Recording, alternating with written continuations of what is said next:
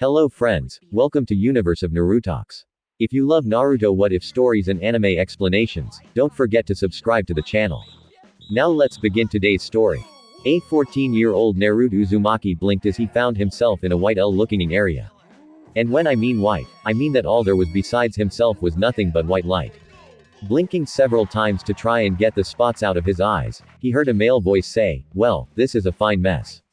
You got yourself into Nar." Nar turned, looking around and saw a man standing there he was sure hadn't been standing there before. And Nar asked, "Who are you and what are you doing here?" The man said, "People have given me many names over the years.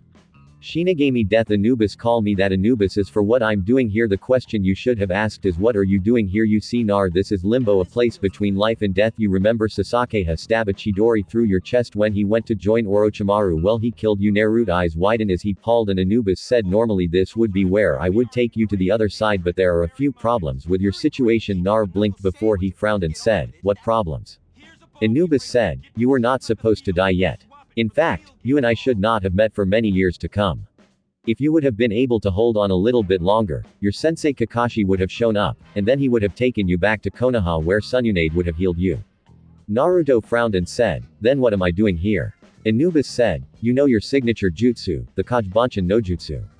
It's forbidden for several reasons. First, it cost a lot of chakra to make them. Then, it divides your chakra evenly each time you make it. That right, there would be enough reason to have it listed as forbidden, but because of the fox, both of those problems never really became an issue. Now, another fact about the Kagebunshin no Jutsu is that whatever it learns when it is dispelled is transferred back to you.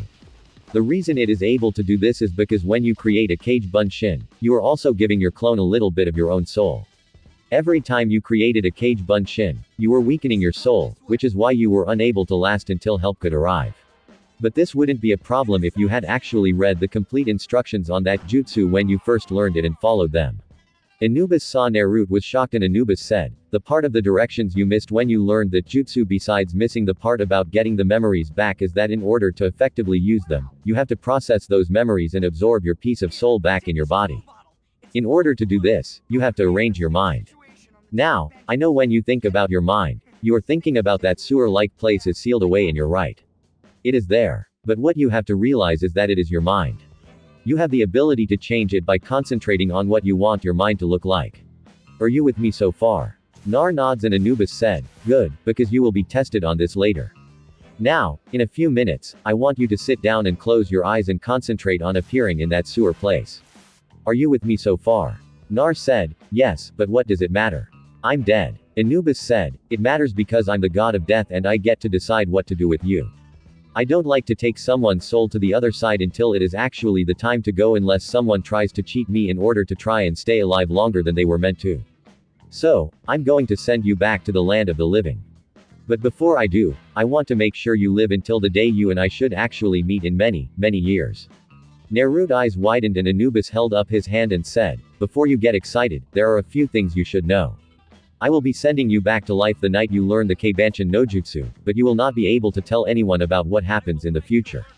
If you do, I will be forced to take your life, and I will be very displeased." Nar gulped and said, "I understand. Don't tell anyone about the future." Anubis nods and saw Naruto was about to open his mouth and Anubis said, "You're about to ask me if you can change the future and the answer is yes. You can change the future, but there are things that will still happen. Konoha will be attacked by Suna and Odo. There is nothing you can do to prevent that. You can however work to get stronger and help others get stronger by saying that you heard someone say that Chunin exams were coming to Konoha this year and that it would probably be a good idea to try and make Konoha look the best it could in the exams, especially with so many heirs of Konoha clans being among the genin who might be in the exam. Also, you might say that it would be a good idea to work on making Konoha security stronger in case someone tries to kidnap someone important or steal meth valuable with all those guests in Konoha. You understand?" Nar frowned and said, "I think so." Anubis said, "It's your choice what to say or do. Nar, I'm just making suggestions, but remember, you can't tell anyone about the future, so you have to be subtle in trying to change the future. You can't tell Kakashi that Suna lying about the mission because if you do, then there is a chance that he won't want to continue the mission when you meet the demon brothers, which means that Suna would die and God would have complete control of Wave. You wouldn't want that. Now would you?" Nar shook his head no and Anubis said, "Now another thing you should know is that there is a chance that you won't even get that mission to Wave. Who can say for sure? Nar frowned and said, is there any way to make sure I definitely get it?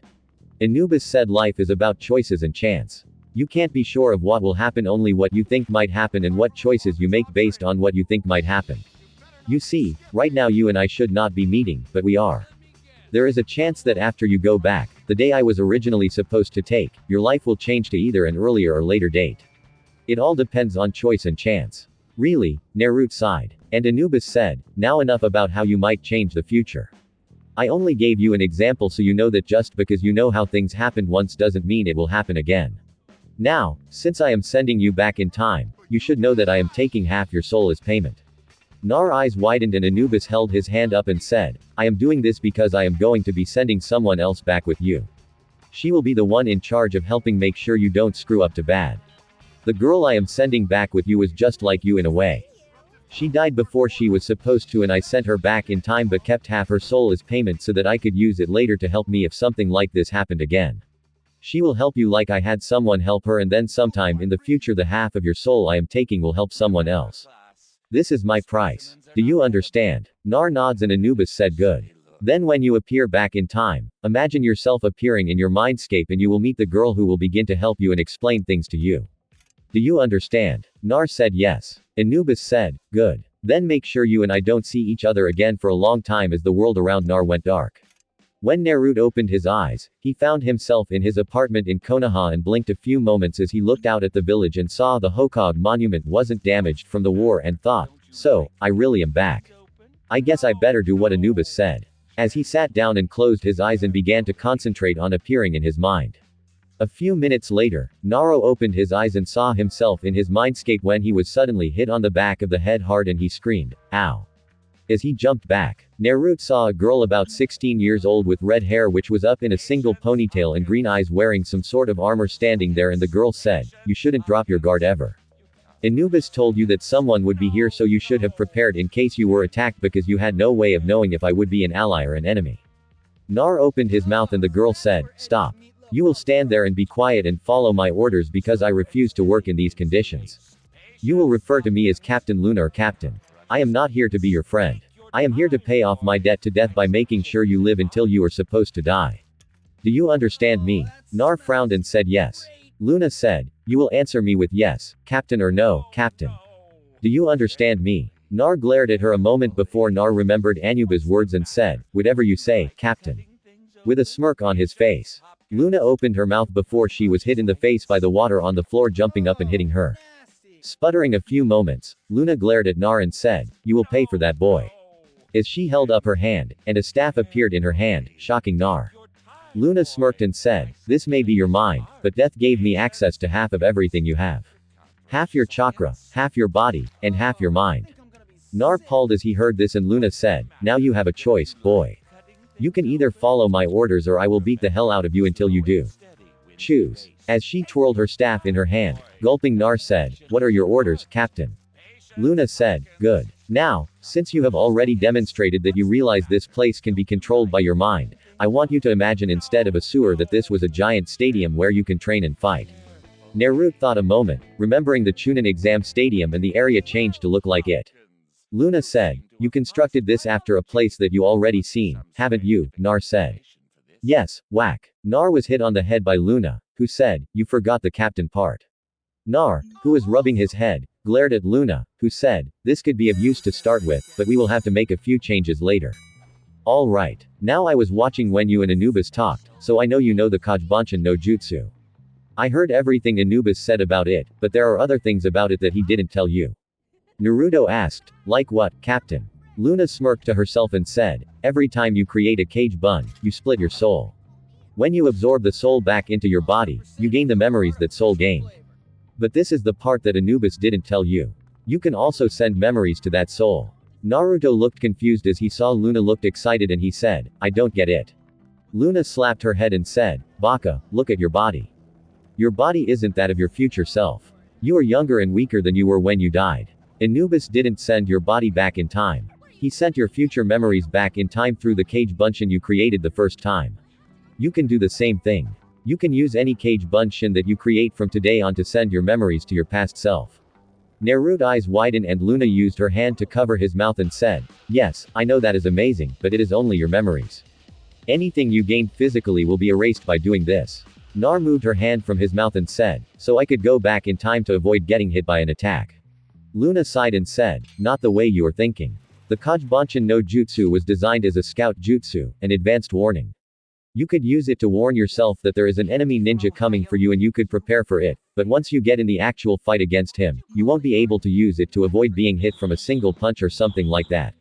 That is where your own experience will come in. Do you understand?" Nar said, "I think so."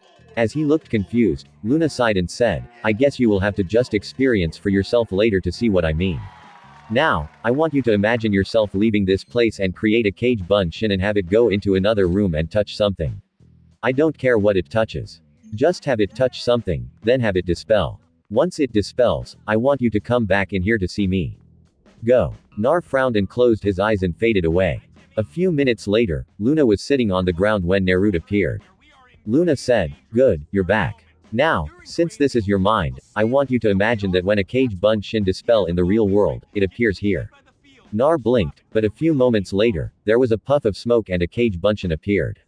Luna pointed toward the clone and said, "You come here." The clone came over to Luna and Luna turned to the real Nar and said, "Place your hand on his head and you will absorb the memories, chakra, and soul that this cage bunshin has." The cage bunshin and Nar went wide-eyed, and Luna saw both about to open the mouth, and she held up her staff and said, "Do I need to use this on both of you? Do what I told you." Both Nar frowned, but the real Naruto did as was told and placed his hand on the head of the cage bunshin in front of him, and he suddenly saw the entire short life of the cage bunshin. Luna said, "Good. Now, what you just did is what you need to do with every cage bunshin you create. Come into your mind and absorb its memory, chakra, and soul back into your body. This is how you should have used the cage bunshin no jutsu. But now, I am going to explain how to send your memories back in time. Now I want you to create a cage bunshin right here. Just one, but make it look different than your other cage bunshin." Nar thought a moment and put his hands together and said bunshin no jutsu. A puff of smoke appeared and when the smoke cleared Luna blinked and said, "I'm not even going to ask why you created a female cage bunshin. I guess that will work. You won't mix her up with your regular cage bunshin." Luna closed her eyes and took a deep breath and said, "Since we are inside of your mind, you will notice that unlike a regular cage bunshin, this one doesn't move or do anything. It's because you can't take something from nothing. We are in your mind. So, it is impossible to create another mind inside you own one. Well, not impossible, but it could cause all kinds of problems with multiple personalities. So, I won't go into that. What I will tell you is that if you need to send your memories back in time, you will have to create a cage bunshin in the real world. And instead of absorbing its memories, you will have it place your female clone's hand on its head and absorb its memories. It will know everything you knew up to the moment it was created as well as anything it learned after it was destroyed. When it gives its memories to your female clone here, it will take those memories back in time until the moment you created her, at which time she will come to you and ask you to absorb her memories. When she does, you will gain her future knowledge. Do you understand?" Nar nods and a puff of smoke appeared beside the female clone of Naruto and a male clone of Luna appeared and Luna said, "I have done the same thing so that I will know everything you know in order to help you to get stronger so that you will not die until it is time for you to now let's leave this place." As she faded from view, Nar saw her fade and thought, how can she leave this place? As he also faded. When Naruto opened his eyes, he found himself back in his apartment and he heard Luna's voice say, "Damn it, how in the hell am I supposed to live in this mess?" Nar's eyes widened and he moved to the other room where Luna stood and she pointed her finger at Nar and said, I will not be living in a pigsty. You will create a couple of cage bunshin to begin cleaning this place under the orders of one of my cage bunshin while you and I will head out to find a training ground to begin training." Nar looked at the clock on the wall and said, "But it's 2:21 a.m. in the morning." Luna said, "So what? If you're able to stand there and talk, then you are able to train. Now create a couple of cage bunshin to leave here and then show me where you normally train at." Luna saw him begin to open his mouth when a puff of smoke appeared in front of her hand and her staff appeared and she said, "Do I need to use this to educate you?" As she looked ready to hit him with it. Naruto gulped and said, "No, Captain." As he created several cage bunshin and Luna created one and both left the apartment to be cleaned by the clones. 20 minutes later, Naruto and Luna were on training ground 7 and Luna looked around and said, "Alright, tell me what chakra control exercises you know." Nar said, "Well, I know the tree climbing and water walking." Luna looked at Naruto and raised an eyebrow before she frowned and said, I hate you, Anubis. As she walked over toward a tree and walked up it before she got several leaves of a leaf off of a limb, and she walked back down the tree. Nar watched as Luna had a leaf begin to float on top of her head, on top of both her hands, and on top of both her feet. Luna said, you can do the Kage Bunshin no Jutsu, so that means you have big chakra reserves. I noticed when you created them that you have very little chakra control. Chakra control is one of the most important things a person has to have if they wish to survive in battle, because the better your control is, the longer you can make your chakra last, and usually battles are won or lost because someone got tired and made a mistake because of being tired. Now, as you can see, I am floating leaves on 5 different areas of my body at the same time. This exercise is just like tree climbing and water walking, where too much chakra and the leaves blow off and not enough they fall down. I want you to create as many Kage Bunshin as you can and have them divide up into 5 even teams. One team will work on the head while another on the left hand, another on the right hand, the left foot, and finally the right foot. Well, what are you waiting for? Make your clones. Nar jumped slightly at the commanding tone at the end and created 40 Kage Bunshin. Luna took a deep breath and said, I told you to make as many as you could, but I guess this will be good enough for now. Now, divide like I said and get started. Work for 1 hour and then dispel one from each group every minute after that. The real you, Naruto, are to come sit with me. As she turned and walked toward a tree and sat down, Naruto walked over and sat down beside Luna, who said, alright, let's enter your mind again. As she disappeared in a puff of smoke, Naruto blinked and entered his mind and saw Luna standing there and asked, how were you out there? Luna said, could bunch no jutsu. Now, when your clones appear, you are to absorb them in knowledge and then go back out in the real world and make as many as you can and have then start doing the leaf floating exercise again, just like they were before coming back in here, and continue to do what I am about to have you do. Have the clones dispel after an hour of work like this first group is. That way, you will get about a week's worth of training done in a single day, since you are currently resting to recover your lost chakra while your clones train. So, when you create more, they will be rested and have the knowledge of all those who trained before you. Get it? Nar's eyes widened and said, yeah, I think I get it. That's so cool. In an excited tone, Luna sighed and said, shut up and listen. I swear I'm going to kill you myself at this rate. Now you know the 12 primary hand signs, right? Nar said. Yes. Luna said. Good. Now the chakra inside your body follows a path and flows through that path like a river. When you make hand signs, you are trying to control the flow of the river in order to make it go where you want it to go. Now I want you to imagine a giant glass statue of you to appear in the middle of the arena. Naruto thought a moment before a glass statue of him about 30 feet tall appeared. Luna looks at it and said, good. Now I want you to place your hand on it and send chakra into it. Nar looked from the statue to her and asked why. Luna said, what you are going to do is send your chakra into the statue. The statue is a perfect copy of you. So it will have a map of your chakra network. By sending chakra through the network, you will be able to see where the river of chakra actually goes. This will not only help you learn to better control your chakra later, but also help you keep track of the actual amount of chakra in your body. Now, like the other chakra control exercises, you know, if you send too much chakra into that glass statue where it doesn't follow the river's path, the statue will break and you will have to start all over again. Once you have learned your entire chakra network, you will have to make another glass statue, but this time holding one of the 12 primary hand signs and map that river. You will have to do it for all 12 primary signs. But looks like it's been an hour. Your clones are starting to appear. Several hours later, Naruto was standing in a huge pile of broke glass and Luna had an amused smile on her face and said, 263 statues and you haven't even gotten half of a leg, much less the rest of your body. Nar glared at her and Luna said, well, it's morning. You need to go take a bath, you stink. Nar glared at her even more before he faded away and Luna laughed to herself. A 13-year-old Naruto Uzumaki sat on top of the Hokage monument in the village of Konoha with a depressed look on his face. Earlier today, he had attempted to pass the exam that would allow him to become a genin early for the second time and failed. A female voice from behind Nar said, hello.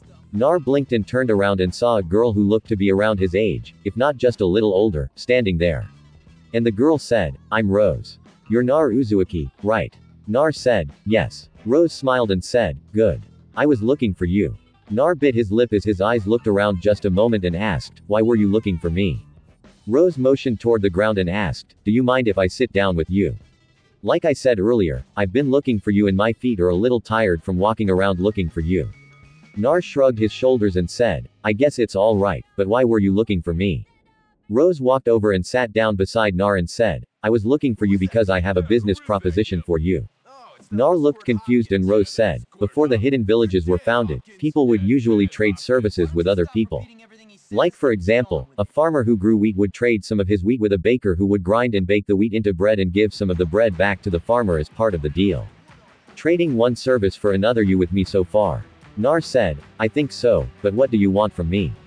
Rose smiled slightly and said, I am originally from the hidden village of Suna in Wind Country. I was sent to Konoha as part of the peace treaty between Konoha and Suna and I was placed in an arranged marriage with a Konoha ninja. However, as part of the security for the arrangement, I was forced to give up being a ninja since I'm not allowed to leave the village. My husband was one of the Uchiha who were killed in the Uchiha massacre. I was spared that night because I was in the hospital with the flu. But because of me not being originally from Konoha and the fact I was spared when every other Uchiha but Sasaki was killed by Itachi, there has been a lot of suspicion about me being involved or knew about it somehow, so people don't trust me. Nar bit his lip and asked, did you know about it or were you involved?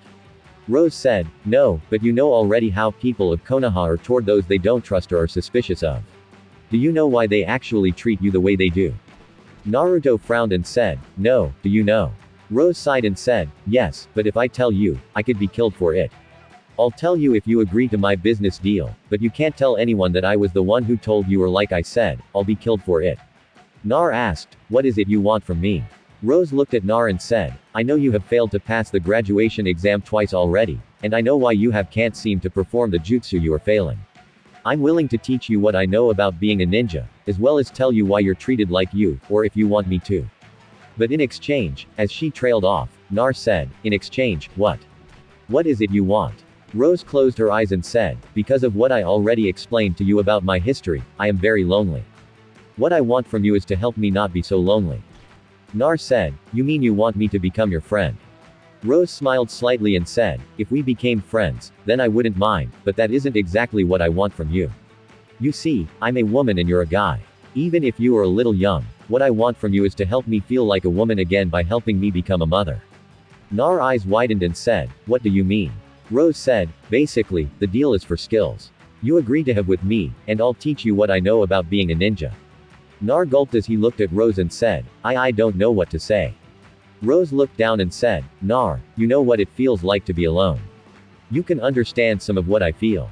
Nar frowned. A 5-year-old Naruto Uzumaki was sitting on the ground at night with his knees against his chest trying to sleep when the moonlight shined through the trees on the clearing he was at and a woman appeared. The woman was around 5 feet 10 with red hair and silver eyes.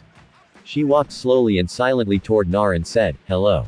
Gently. Nar, who had almost fallen asleep, looked up startled by the voice and his eyes widened when he saw the woman, and the woman smiled at him and said, hello, Nar. Naruto looked at her and said quietly, hello, who are you and how do you know my name? The woman said, my name is Artemis, and I know your name because you're very special. Nar looked at her confused, and Artemis smiled and said, do you mind if I sit down with you? Nar said, I don't mind. Artemis sat down in front of Nar and she said, why are you out here at night? Shouldn't you be inside? Nar looked down and said, I don't have any place to go. I'm an orphan. Artemis' eyes softened and got a sad look in them a moment before she said, can I tell you a story, Nar? Nar blinked and looked at Artemis and she smiled and said, the story is about me actually. You see, I'm a goddess, the goddess of the moon, hunt, childbirth, and maidens. Nar's eyes got wide and said, really? Silver light began to flow around Artemis, shocking Nar. And Artemis smiled gently at him and said, yes, Nar, I really am a goddess and I am here to tell you a story. Would you like to hear my story? Nar was a little scared but nods his head and Artemis said, my story begins many years ago. One of my half-sisters, Aphrodite, is her name. She had many children and one of her children was a son named Bill.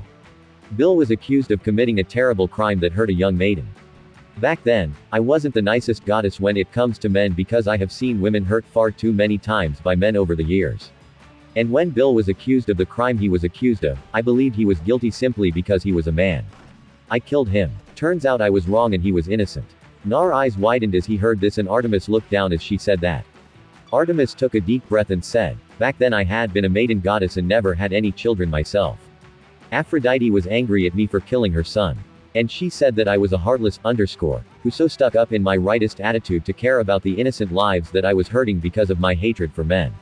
She asked the council of the gods to punish me. Naruto asked, what was your punishment? Artemis looked at him and said, it was the kindest and most painful punishment ever. You see, there was a mortal family who was about to give birth to a child, but the child was not actually going to be born. I had my memories sealed away and placed into the unborn female child, and my family healed the child so that it wouldn't die when it was born. I then lived as a mortal girl growing up, falling in love, getting married, and then I had a child. A son, Nar said. Really? Artemis laughed gently and said, yes, really. But there is more to my story. You see, there are laws that were created to protect the children of the gods. One of those laws is a god is not allowed to raise the demigod children themselves. Demigod is the name of a child from a god and a mortal. A demigod is supposed to be raised by the mortal parent. Nar frowned and said, but why? Artemis sighed and said, there are several reasons. The biggest one is gods are not allowed to fight each other directly because it always leads to war, death, and destruction. In the past, the other gods did raise the children but had many and trained them to help them fight other gods. It was a dark time in the history of the world. That's the reason gods are not allowed to raise the demigod children themselves. So that the children are not directly used to fight wars against other gods and create war, death, and destruction. Nar pursed his lips and said, that's not fair. Artemis said, I know. It's one of the reasons I said I would remain a maiden. I didn't want to bring a child into this world full of pain and suffering, but I am truly grateful to have a son that I love with every ounce of my being, a son I am looking at right now. Nar blinked and looked at Artemis, who was looking at him, and he looked confused a moment before he began to move his head around, looking to see if there was anyone else before he looked at Artemis and pointed his finger at himself and said, me. In an unsure but hopeful voice. Artemis nods her head and the next moment she was tackled into a hug by Naruto who screamed, Mom. As he squeezed her and buried his face into her chest as he kept his eyes closed, afraid this was all a dream. Artemis wrapped her arms around Naruto and closed her eyes as tears fell down her eyes as well. After several minutes of holding each other, Artemis said, there's still much I need to tell you, son. Do you think you can listen to what I need to tell you? Nar asked, do I have to let you go? Artemis said, no, you can hold on to me all night. As she held on to him a little bit tighter, Naruto relaxed into her arms, and Artemis said, the night you were born, your father and I both died, or at least my mortal body died.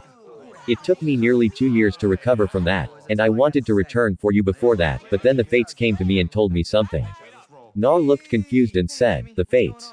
Who's that? And what did they tell you? Artemis closed her eyes and said, the fates are 3 ancient women who were chosen by Lord Chaos himself. They are Sealtho, the spinner, who decides if a person is to be born. Then there is Lacasis, the measurer, who decides how long a person will live. And then there is Atropos, she who cannot be turned. It is she who decides when someone dies. Even the gods are bound by the power of the fates. When they came to me, I was getting ready to come and get you and bring you to where the god's seat of power is. Running her hand through Naruto's hair, she said, they told me that I had to choose a path. One of 3 choices. The first choice was to come and get you as I had planned, but then I would watch you die in a war that is coming in the near future that will decide the immediate fate of the gods. The second choice was to come here and raise you. But then when the war came, they warned me about the enemy that we would have faced would have come here and killed you. And then me before the war started in order to weaken the other gods and they would lose the war and they would all die. Nar frowned and said, since you're here, does that mean we are going to die? Artemis said, the first and second choice they gave me were choices I couldn't accept. I couldn't accept that if I accepted either of those choices that you would die.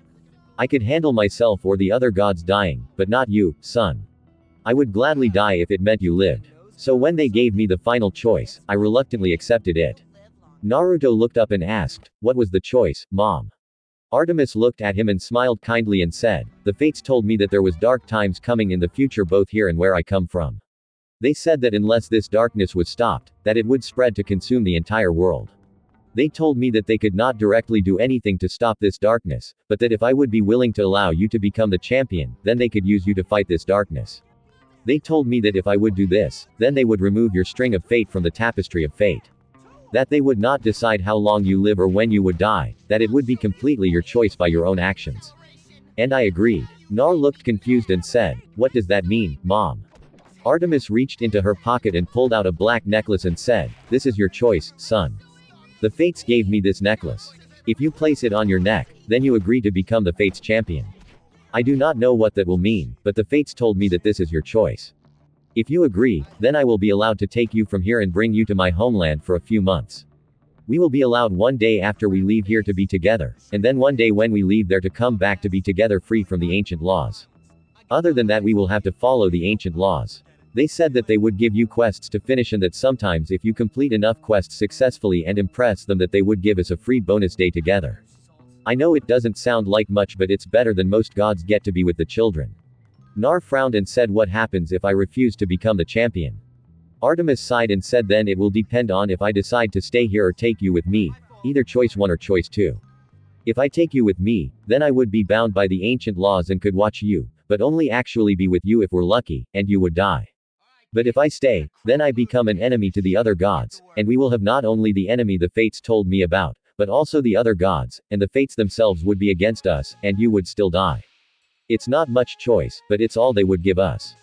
You have to decide, son. Nar frowned as he looked at the necklace and said, I don't care as long as I get to be with you, Mom, as he took the necklace and put it around his neck. The moment the necklace touched his skin, Naruto winced as he felt like his skin was on fire for just a moment and he reached up to take the necklace off when he felt the neckhouse wasn't there. Artemis grabbed his hands and said, it's all right, son. The fates marked you. If I had a mirror, I could show you what I mean, but you have a tattoo shaped like the necklace around your neck. Now, come on. We only have a day to be together, and I want to spend it together, but not here. I want to show you where I live. As she grabbed Nar tightly and covered his eyes, the next moment, both disappeared in a beam of silver light. When Nar could see again, he found himself in a building with white stone columns and silver. The furniture seemed to made of different animal skins, and there were different plants that made the place feel like it was part of the forest. Nar took a deep breath and immediately began to relax and feel himself, becoming content. Artemis saw this and smiled gently and said, this is my temple, my home. You will always be welcomed here, my son. As bent down and gently kissed the top of his head. A cough caused Artemis to tense before she turned her head. Nar hearing the cough and feeling his mother tense turned his head to look at her and saw her turn her head and look the direction Artemis was looking. Nar saw 3 females standing there. One looked like a little girl just a little older than him. One looked like a woman a little older than his mother, and the last looked like an elderly woman. Artemis frowned and said, why are you here? I thought you said that I would have an entire day with him. The eldest looking woman said, you do, but first we need to meet your son and introduce ourselves as well as show you both something to help you understand what you have both agreed to. Do not worry. The time you have together has not actually started yet, so all the time you had so far has been a free bonus. The middle-aged woman said, Naruto Uzumaki, son of Artemis. We are the fates you were told about. I am Lacasis. This is Clow, and this is Anthropos. Cieltos said, we are the fates. It is these forms you will always see us in, even when others see us in other forms. Anthropos said, you have agreed to be our champion. With this choice, you will receive power. A power that will help you understand the power of fate, but will also give you the ability to control destiny. Lacasis held up her hand and 5 books appeared in her hand and said, take these books, Nar, so we may begin to explain things to you and your mother so that we can leave and you both can begin to enjoy your time together. Nar looked up at his mother and Artemis said, it's all right, Nar. Naruto moved over to Lacasis and took the books, and as soon as he did, he blinked and stepped back as he saw 2 glowing objects appear in front of him with symbols he didn't recognize. Anthropos said, you have just activated the power we have given you. Since you are so young and do not know how to read, I will explain what you see that only you and us can see. Your mother can't see it what you see. Nobody but us can. The words that appeared are telling you what the books are and asking if you wish to accept them. This box here is asking yes, and this box is asking no. Press your hand on the word yes. Nar reached up and touched the word yes, and when he did, the books in his hands disappeared in a puff of smoke, startling Naruto, and he blinked and read the words. You have accepted the book Basic English for Children. You have accepted the book Basic Greek for Children. You have accepted the book Basic Latin for Children. You have accepted the book Basic Kanji for Children. You have accepted the basic book Kana for Children. Naruto said, I have accepted the basic books of English, Greek, Latin, Kanji, and Kana. What does that mean? Cieltos said, this part might be confusing to you, but your mother should be able to understand this sum. Basically, you have been given a gift similar to that of an RPG video game. This was arranged in a way to help you understand the missions that we need you to do as our champion as well as help you get stronger than you could normally. A few moments ago, you did not know how to read or understand what you read. You now have basic understanding of 5 languages. All 5 languages that your mother has experience with. Anthropos said, this does not mean that you can just pick up any book and be able to automatically understand it. Artemis, please come here and hold my hand so you will be able to see what your son is seeing. Artemis walked over and took Anthropos' hand and Lachesis said, look here in the bottom left corner of your vision, Nar. You see the word menu. Nar nods his head and Lachesis said, touch it. Nar reached out and touched the word and a huge screen appeared with a picture of Nar and his name under the picture and then under his name was Naruto Uzumaki. Level 1, Express 010, HP 510, CP 100, Strength, Speed, Stamina, Attack, Defense, Dex, Int, Skill, Reading, Equipment, Items. Cloth said, this is your basic stats. Nar, you are currently level 1 because you do not have any actual experience for what you will need in the future. HP is your health points. If you hit 0, you will pass out. If you drop to 0, you die. You are currently at 5 out of 10 HP. The reason your HP is so low is because of your age as well as current health because of the condition you have had to live with so far. Physical activities as well as proper food and health care will increase your HP as will leveling up by life experience. Lachesis said next is UCP or chakra points. You will learn more about chakra in the future either from your mother or from other sources. Anthropos said, next is your strength. This is how much power you have.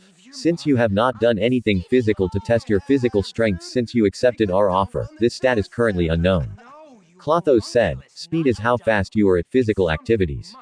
Speed can be used directly to help you do something quicker, but will cost you to use your stamina. Speed gives you a bonus in attack or defense.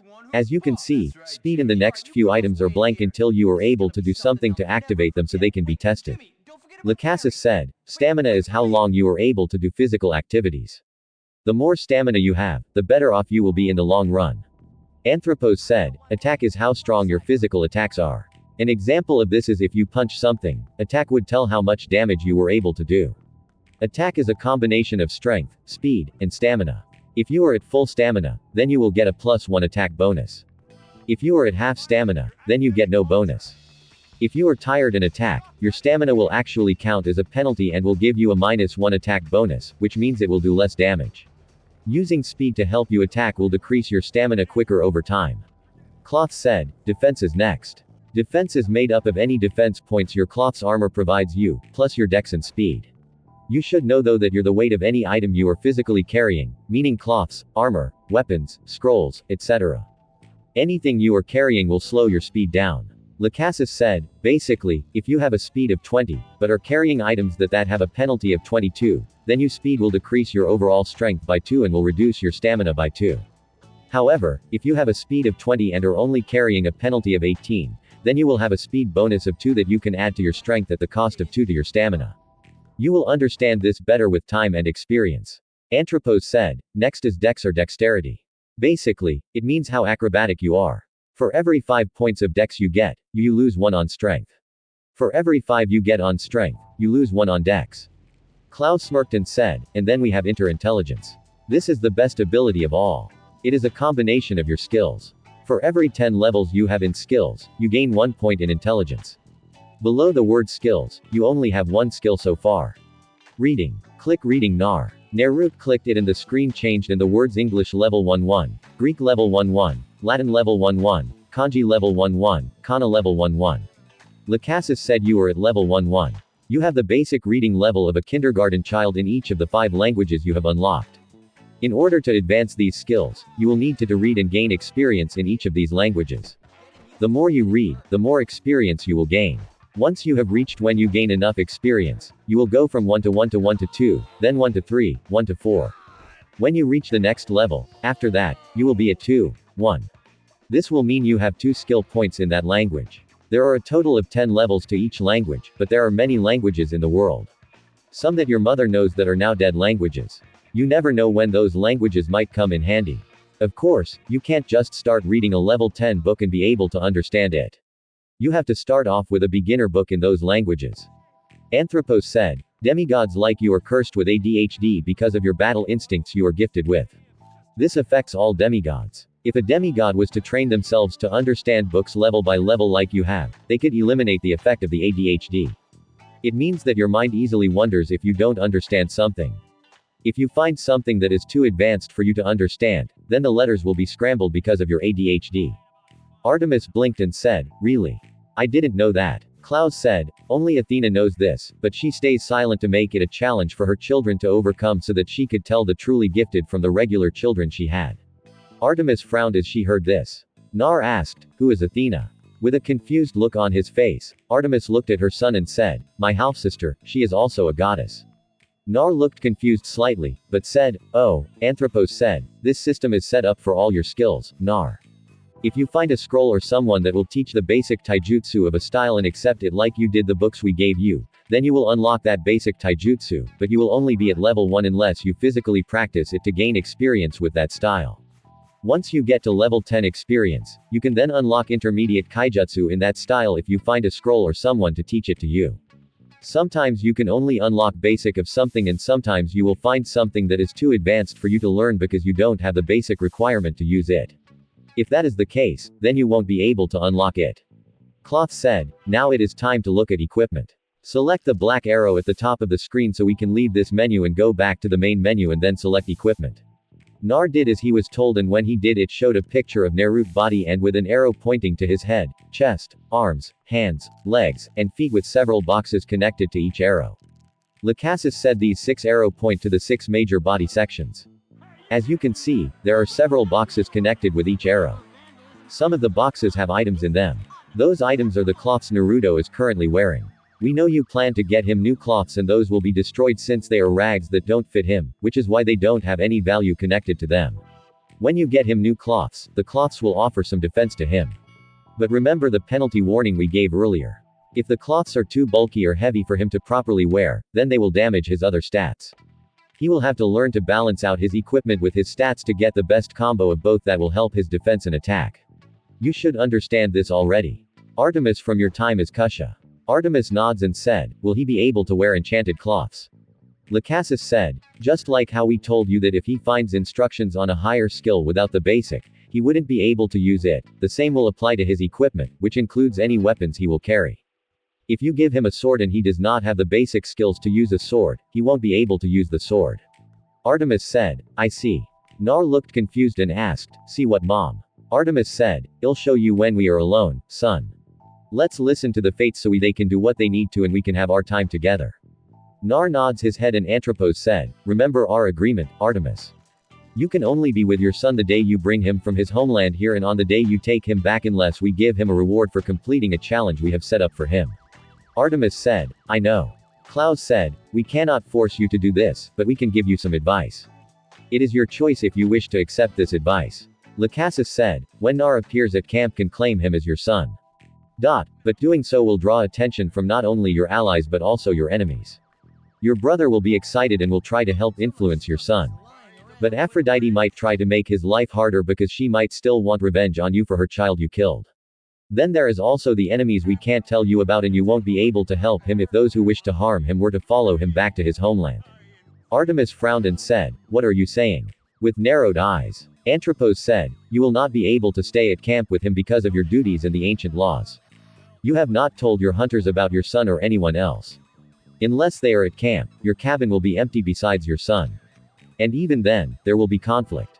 He will be alone and possibly subjected to abuse from the children of gods who would like to hurt you. Just like he was before we allowed you to return to him. If you officially claim him, that is what you will bring upon him. But your brother Hermes allows all unclaimed to stay in his cabin. You can keep the fact you are Naruto's mother a secret since you were known as Kasha. And when we helped with your punishment, we never told anyone who you were, where you were, or what happened to you.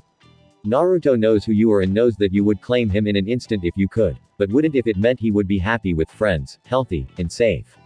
Cieltos said, we suggest that you don't officially claim him until he is strong enough to protect himself from the dangers that come with being your son. You can officially bless him with your power, making him your champion, since he will be your only child. Should anyone ask why you blessed him, you can say, tell them to speak with us about it. We will be more than happy to remind them why we are not to be questioned. All 3 sisters smiled at this, causing both Naruto and Artemis to take a step backwards. Lacasis said, this has an added bonus. When you are given permission to be with Nar, you can take the form of Kusha, which hides your godly presence and will help confuse others who try to figure out who Nar is the son of as well as make it where if something happens in Konoha that requires you to show up, you can use the fact Kusha was the AYS of the Uzumaki clan to your advantage. I'm sure your time as Kusha can help you realize ways to use that to help your son with his life there. Especially since they think you're dead like the rest of the clan when Whirlpool was destroyed. Funny how people always underestimate the Uzumakis, huh? With a smirk, Artemis' eyes widened at this and said, you sneaky _ you planned this all along, didn't you? Anthropos walked forward and placed a hand on Nar's shoulders and Nurid eyes became heavy before he fell to the ground, shocking Artemis, who screamed Naruto name and moved to his side quickly. Anthropos said, he only sleeps Artemis. This is not for his ears yet. Artemis frowned and looked at the fates and said, what isn't for his ears? Cloth said, your husband, Minato, was more than you believe he was. This power that we gave him, it wasn't given to him. It was simply unlocked by us. It has always been there. Locked in him, locked in his father, locked in his grandfather and his grandfather and his grandfather, all the way back to the Six Realm Sage. Or you might know him better as Lord Chaos. Artemis' eyes widened as she heard this and looked shocked and said, Minato and Naruto are descendants of Lord Chaos. Lacasus said, just like the gods have Greek and Roman aspects, Lord Chaos also has two aspects, chaos and order. The Sinu are descendants of chaos, the Uchiha are descendants of order. The Uzumaki are descendants of both chaos and order.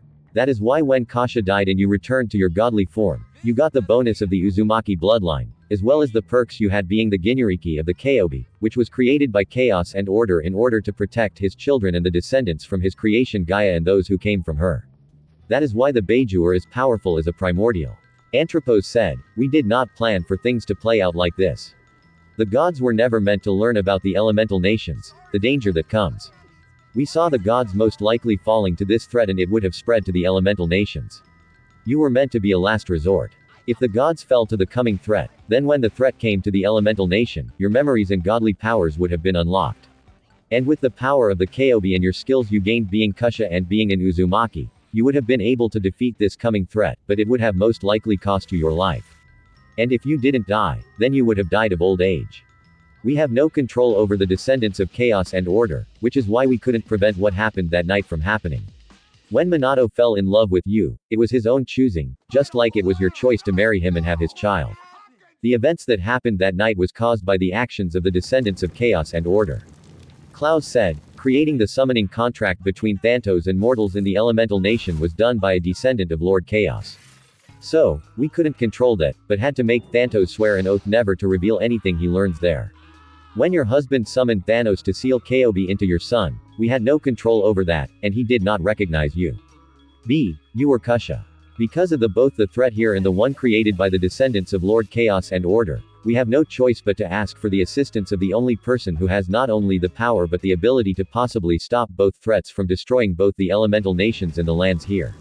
Artemis frowned and said, you're using my son. Lacasus said, no, we are trying to protect him. You don't know what is coming, what he will have to face, even if we would never have done anything. Artemis looked at her sleeping son and said, will he be okay? Anthropos said, his fate is his own to decide. You can help guide him, but in the end, the choice hasn't always will be his.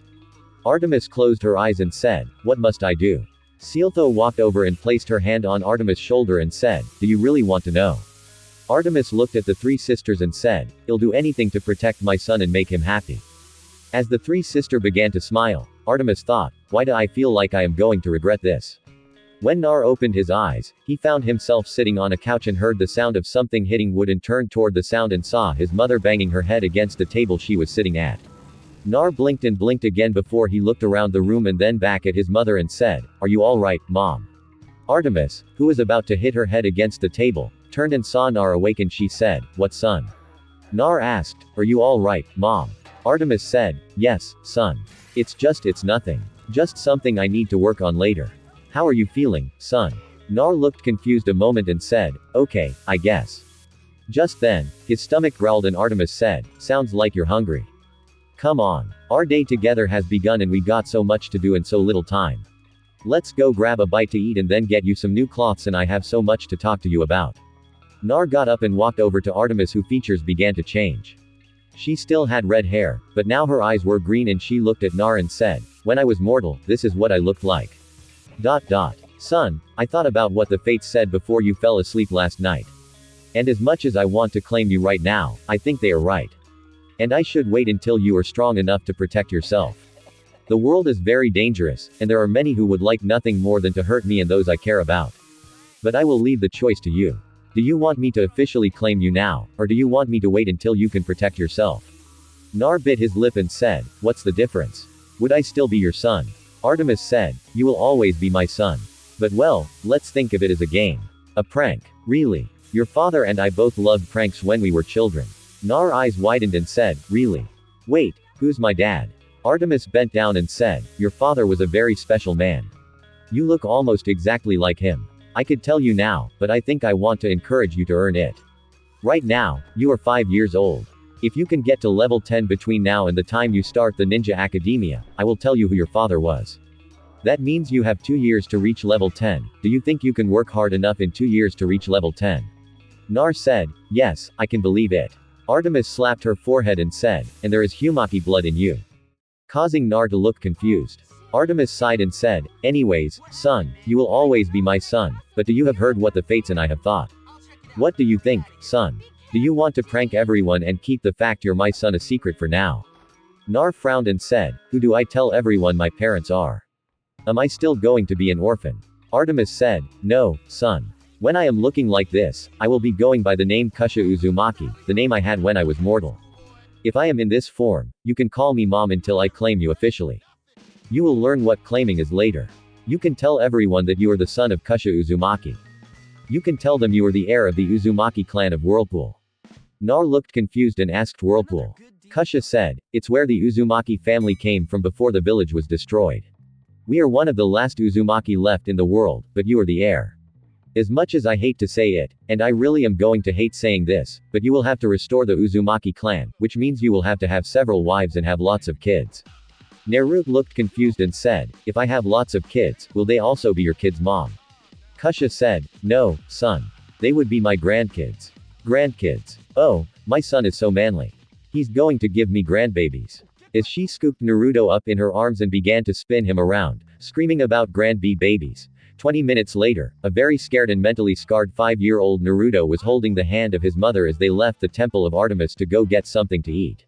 After Kusha and Naruto had breakfast at a small diner near Central Park, they began to walk down the streets and Naruto was looking around in awe at all the sights of vehicles and buildings as well as the number of people. Kusha smiled as she held Naruto's hand and saw the look of wonder on his face. She said, it's amazing, isn't it? All these people living here. There are more people in this one city than all of the elemental nations put together. Nar looked at his mom and said, how is that possible? Kusha looked at Nar and said, it's possible because the people of the world have come to believe that it is their responsibility to create a better future for the next generation than the one they had. That is the hope and dream of nearly every parent, that their children will have a better life than they have. People have done everything they can to achieve that goal. Sometimes it was something easy, but sometimes it was very painful. Come on, son. Let's go into this store. As she guided them into a building, Kusha smiled at the excited and amazed look Naruto had as they got on the moving stairs. When they got to the 3rd floor, Kusha led Naruto to a section where children cloths were. Kusha began to pick up different cloths and held them in front of Nar before she would either shake her head or put it over her arm. 3 hours later, Naruto's excitement died down as he left the store with his mom, who had several bags in her arms. After getting into a cab, Kusha was able to make most of the bags disappear with her godly powers, shocking Nar, but he got an amazed look on his face as his mom whispered, keeping what he saw a secret. After visiting another clothing store and getting some children toys while they were there, Kusha and Naruto had lunch together before they went into a bookstore, and Kusha began to grab several books while she told Naruto to look at the children fiction section, though she kept a very close eye on him. Naruto found 5 books that he thought he would like to read. After checking out the 5 books Naruto picked out along with another 30 that Kusha picked out, they went to Central Park and Kusha let Naruto go out on the playground and have fun with some of the other kids while she sat on a park bench. A woman with brown hair walked over and said, do you mind if I sit down with you? Kusha looked at the woman and said, no, I don't mind. As she moved over a little, the woman sat down next to Kusha and said, thanks. My feet are killing me. I swear my son is an endless source of energy. Kusha said, really? Sounds like he's a handful. I'm Kusha by the way. Kusha Uzuaki. The woman smiled and said, Sally Jackson, it's a pleasure to meet you. Do you mind if I ask you something? Kusha said, no, I don't mind. As she looked at Sally, but kept an eye on Naruto, who was now playing with a black-haired boy about his age. Sally took a deep breath and said, is it really safe? Kushina blinked and said, is what really safe? As she looked more closely at Sally. Sally looked over at the children and said, my son Perseus, his father said he wouldn't be safe with me. He asked me to send him there to that camp. Kasha's eyes widened as she this said, what do you mean? Sally looked at Kosa and said, when I look at you, I see the same thing I saw when I saw Percy's father. You're a goddess, aren't you? Kasha's eyes widened again slightly and said, you're clear-sighted. Sally nods her head and said, yeah, the mist doesn't work on me. I can see your features and see you have green eyes, but I can also see, well, you got two other features. Like your three people, one's your Greek form and one's your Roman, isn't it? I don't recognize the other. Kasha said, it's something like that. Why did you come over here? Sally took a deep breath and said, Percy's father warned me about the danger of monsters coming after Percy because of his scent. I thought I could hide him. I thought that if I married a man who was so repulsive that his scent would be able to hide my son's scent. I've found someone I think would work. But as she raised up the sleeve of her coat and Kasha's eyes widened before they narrowed in anger as she saw bruises on Sally's arm. Sally looked at Kasha and said, his name's Gabe. I can take him hitting me if it means protecting Percy, but last night Percy accidentally spilled his glass of milk on the table and it spilled on Gabe's lap. Gabe. When I tried to stop him, he grabbed me and slammed me against the wall and I got knocked out. When I woke up, Percy was curled up in a ball with bruises on him from where Gabe beat him. Oh gods, I'm a horrible mother. I wanted to keep him with me to protect my son, but as she burst into tears, Kasha quickly pulled Sally into a hug to comfort her, and she said, tell me where you live, and I promise you will never have to worry about this Gabe again. Sally said, but what about my son? I don't want to lose him. I know that if he goes to this camp, I'll most likely never see him again. If he stays with me, he'll be in danger because of the monsters unless I have someone like Gabe to cover his scent. But he won't be safe with someone like Gabe. I don't want to lose my son. I can't lose my son, but I don't want to see him get hurt. As she got a little hysterical, Kasha's eyes softened and said, it's not an easy choice. I have to make the same choice myself for my son. I wish I could keep him by my side, but doing so will put him in danger even more. Then you need to get your son and come with me. As she tensed up, Sally looked at Kasha who was looking off to the side. Sally followed Kasha gaze saw an old woman with a dog, but as she looked saw a haze around the woman and dog and Kushina stood up and said, where's son? Sally pointed toward the black-haired boy that was playing with Naro. And Kasha said, come on, let's get our children. We need to get out of here. As she moved toward the kids while keeping an eye on the woman and her dog, Sally moved quickly and grabbed her son Percy's hand and said, we need to leave son. Kasha grabbed Nar's hand and said, come on, Nar, we got some place we need to go. You coming, Sally? As she looked at Sally and ignored the pout Naro had on his face.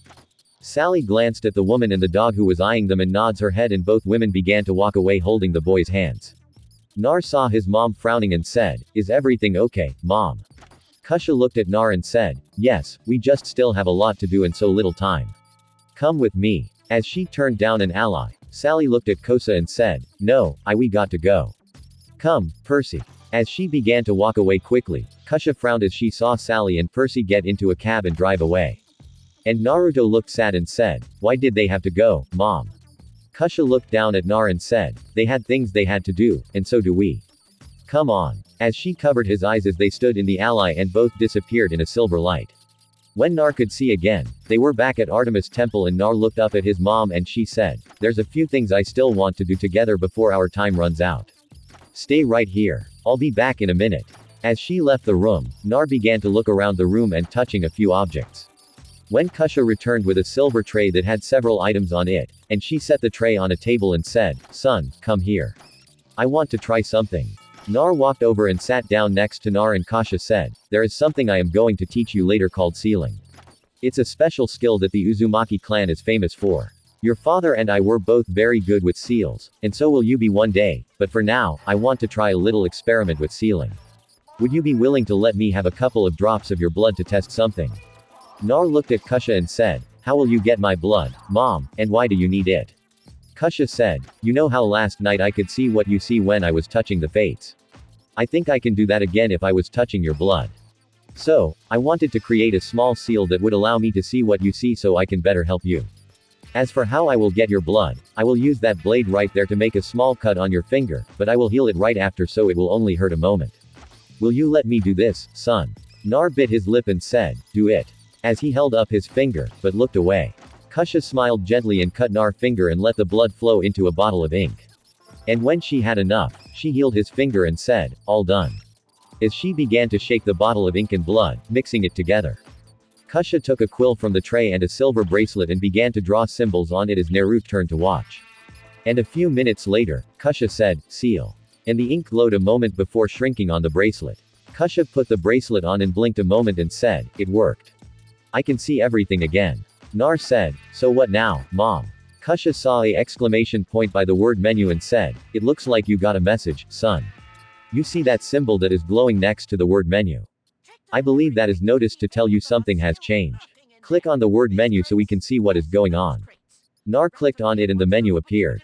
Naruto Uzumaki Level 2 Express 1025 HP 1120th CP 120 Strength 7 Speed 10 Stamina 1430th Attack 6 Base 7 -1 Equip 6 Base 3 +1 Equip +2 Dex 2 in 1 Skill Reading 6 PTS Observation 2 PTS Awareness 1 PTS Shopping 1 PTS Travel 1 PTS Pickpocket 1 PTS Equipment Sad Face -1 Offense +1 Defense Items Kusha eyes widened as she saw the stats and skills before they narrowed and said, why do you have a pickpocket skill? Nar looked confused and said, I don't know mom. Kusha said, click on it. Nar clicked on it and both began to read.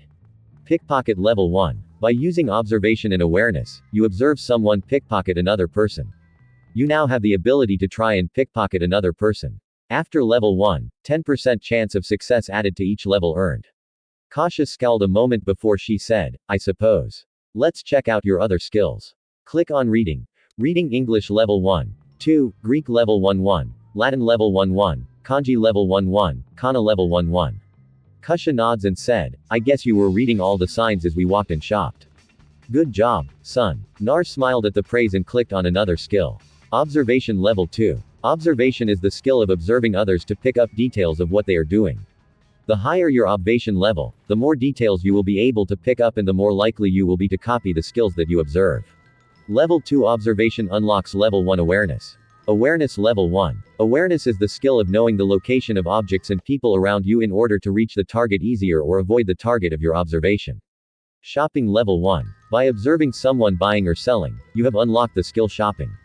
By observing and experiencing shopping, new skills and levels will be unlocked.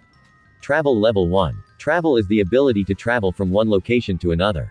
By observing and experiencing the different forms of travel, new levels will be unlocked.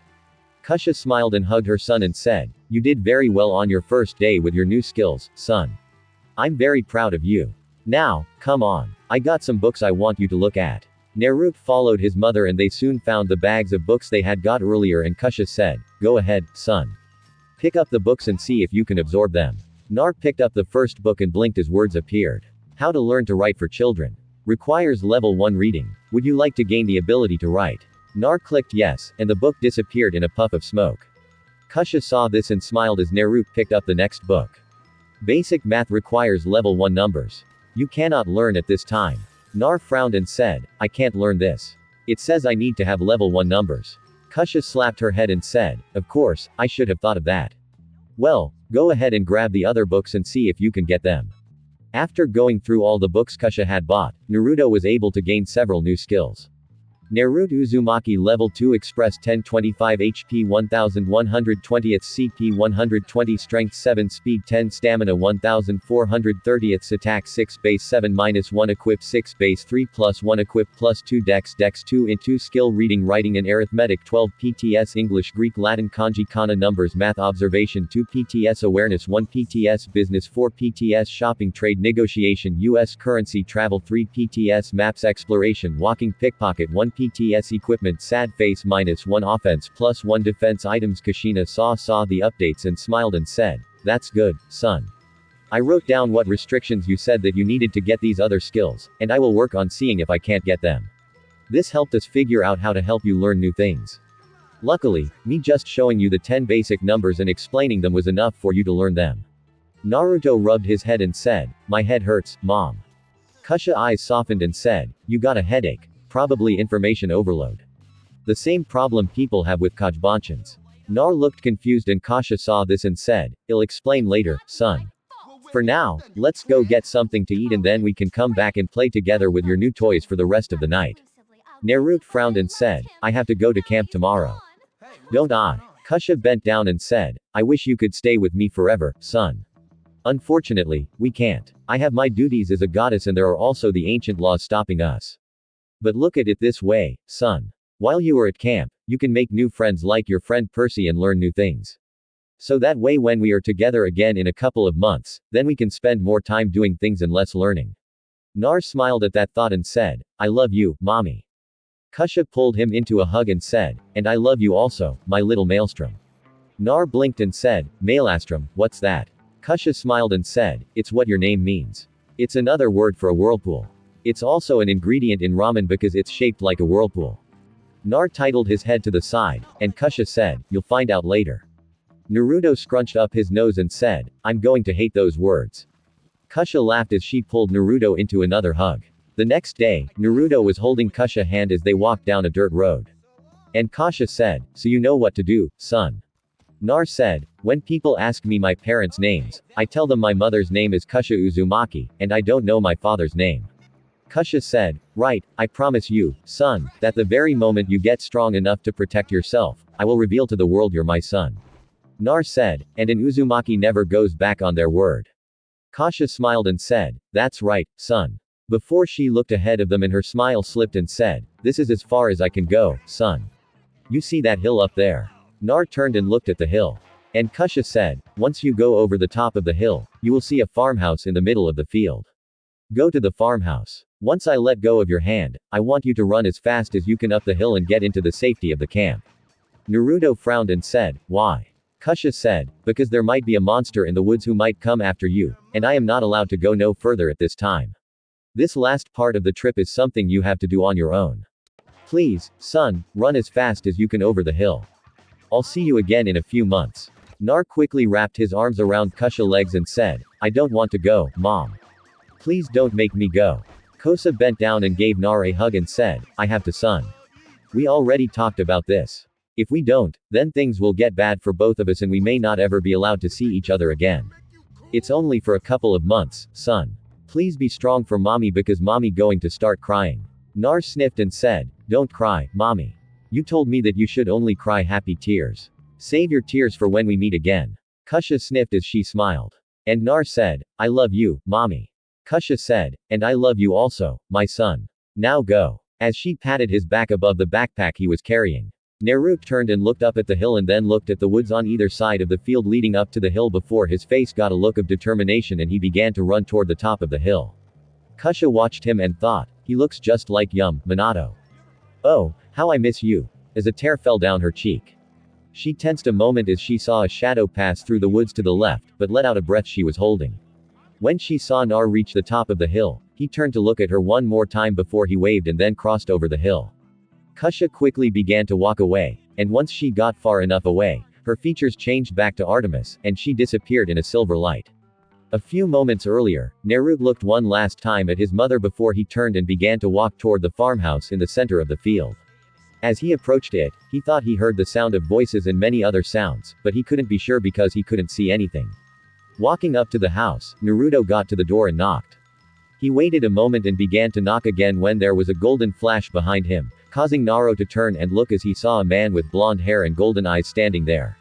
And Naruto said, hello. The man said, hello, young man. Who are you and what are you doing here? Nar said, my name is Nar Uzumaki, and my mother told me to come here.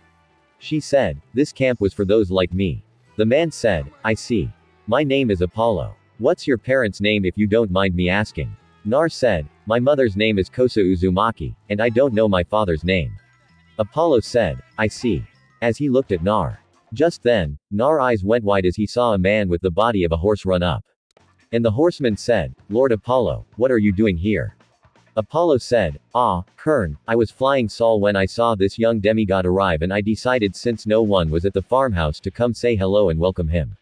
Kern, this is Naruto Uzumaki and undetermined. How old are you, Nar? Naro said, I'm 5 years old. Apollo tensed a moment and said, I see. Well, welcome to Camp Halfblood, Nar. As he waved his hand, and suddenly Naruto could see several buildings appear before his eyes, as well as seeing people running around doing different things. Nar's eyes widened in wonder, and Apollo said, "It's amazing, isn't it, Nar? How long are you going to be here, Nar?" Nar said, "My mommy told me that I was only going to be here until the end of the summer. She said that I would then go back to where I was born." Kern said, "I see.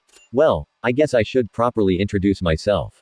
I am Kyron, the trainer of heroes. I am the activities director here at Camp Halfblood." Nar tilted his head to the side and said, "What are you?" Kern said, "I am a centaur, half human, half horse." Nar said, "I see. And who are you, Apollo?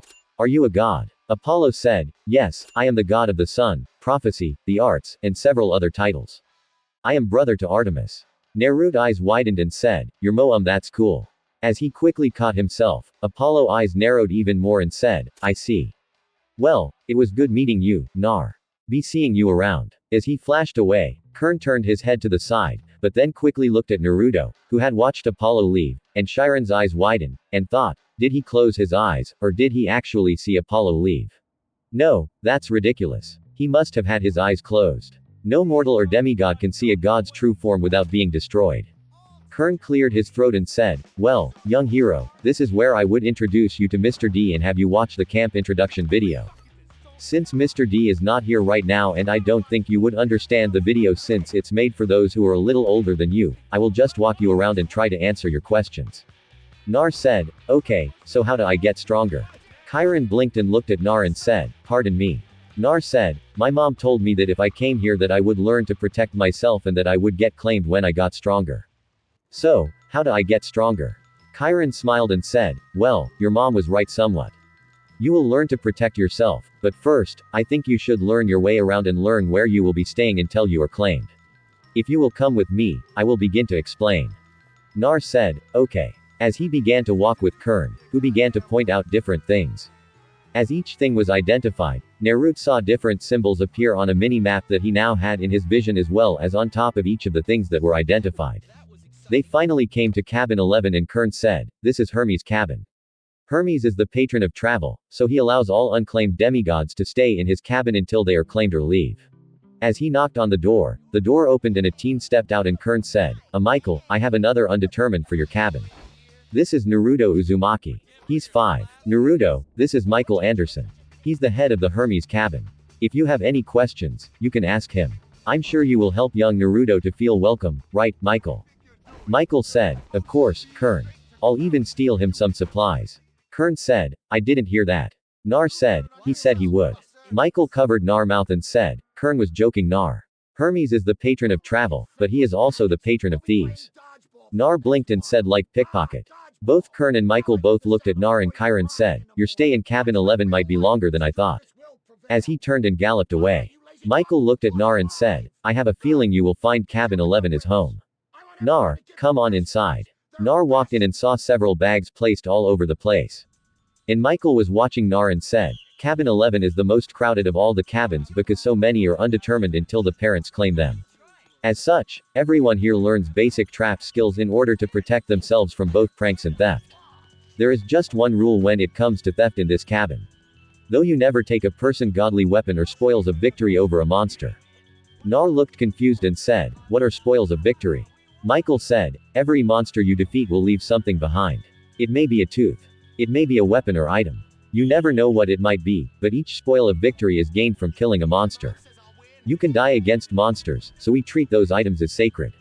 Since you're so young, I will allow you to stay in my room with me and store your stuff in there. But if I find out you stole anything from me, you will be kicked out of my room. Do you understand?" Naruto said, "Yes, I promise not to steal from you, and an Uzumaki does not go back on their word, but you won't steal from me. Neither will you. My mom just got me all this stuff, and I don't want to lose it." Michael said, "No, I won't, and I'll take you under my wing and teach you a few things so that you can better protect yourself. Now, come on. Let me show you where you will be staying." Naruto followed Michael into a room off to the side and he saw a bed and a couple of dressers. And Michael said, "I'm sorry, but you will have to sleep on the floor, but I'll steal you a sleeping bag. Since all the undetermined are brought here, we don't usually have any extra beds. You can also use the bottom drawer of that cabinet to place your cloths in. Everything that won't fit in there will have to be left in your pack." Nar nods and Michael asked, "Do you have any weapons?" Naruto said, "Yes, my mom gave me some weapons. As he reached into his pack and pulled out 2 pouches, Nar said, I don't know how to tie them on my leg, though. Michael said, may I? As he motioned toward the 2 pouches. Nar nods his head and Michael opened the first and pulled out 10 silver kunas. And when he opened out the pouch and pulled out 10 silver shurikens, Nar said, those are kunais and shurikens. Mom said that they are the primary weapon back home and these are enchanted to never dull or break and will return to my weapon pouch 10 seconds after they leave my hand. She said she got a set just like them that she used on monsters in the past, so she knows they will work to help me learn to defend myself. They are long-range weapons, but can be used for close-range attacks also. Mom made me promise to practice an hour every day throwing them to improve my aim and skills. She said that if I can kill a monster before it gets close to me with a long-range attack, then I won't have to worry about a close-range attack. Michael said, that's cool. Your father must have gave these to your mother for you, though I don't know who would give silver weapons instead of celestial bronze. These must be a special type of silver, though, if they work on monsters. I know the hunters of Artemis use lunar silver. Maybe Artemis allowed your father to use some for these. If so, you should cherish them even more. As he put the kunai and shuriken back into your bag, Michael looked at a clock on the wall and said, come on, it's time for field practice. As he handed the bags back to Nar. Nar asked, should I put my weapon pouches on? Michael looked at Nar and said, truthfully, yeah, you should get used to wearing them. I'll teach you how to tie them on later, but let me tie them on you for now. As he bent down and began to tie the pouches on Naruto's legs with one on each leg. Once he was done, he smiled at Nar and said, come on, let's go. Nar followed Michael out of the room back into the cabin and outside and began to follow him to what looked like a track field. When they got there, Nar saw several people running with several girls with different color hair running extremely fast. Shocking Nar and Michael saw this and laughed and said, those are tree nymphs. They are used to running at great speed to escape from flirt gods. Nar frowned and said, why do the gods chase them? Michael blushed slightly when a female hand landed on Nar's shoulder, causing him to turn around and see a girl with green hair standing there. And the girl said, it's because they want to give us kisses, and we play a game of hard to get to keep from getting the kisses. Hello, I'm Shaline. Who are you, cutie? As she looked at Nar. Nar said, I'm Naruzumaki. Shaline looked at Michael and said, why don't you run along and practice? I'll keep an eye on this one. Michael said, all right. As he took off and joined some older kids before they all took off running. Shaline looked at Nar and said, how about you and I play a game together of hard to get? You chase me and I'll try to outrun you. Nar looked between Shaline and the nymphs he saw running and he said, I won't be able to catch you. Shaline said, oh, I know cutie, but you see, it's not actually the catching me part that is fun. It's the trying to catch me part. Since you're so young and cute, I'll make it a little more fun. I'll run for 5 seconds and then stop and count out loud to 5 and then run for 5 more seconds and count out loud to 5. You run after me with everything you got, and if you can catch me, I'll give you a kiss as a reward. But then when we play again, I'll run for 5 seconds and count to 4 instead. We will keep doing this until you can keep up with me. Each time you catch me, I'll kiss you. Naruto said, why a kiss? As he looked confused, Shaline laughed gently and said, because it's the reward I want to give you. Plus, it will make all the other boys jealous of you who are trying to catch me and the other nymphs since they want to catch us and give us kisses, but you catch me and I give you a kiss instead. Nar said, but shouldn't I kiss you like the other boys? Shaline said, if you can get fast enough running to catch me without me stopping and counting. Then she stopped when Nar quickly grabbed her hand and kissed it and took off running and said, catch me if you can.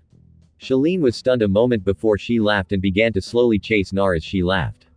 Naruto laughed as he ran away from Shaline, who started to catch up to him.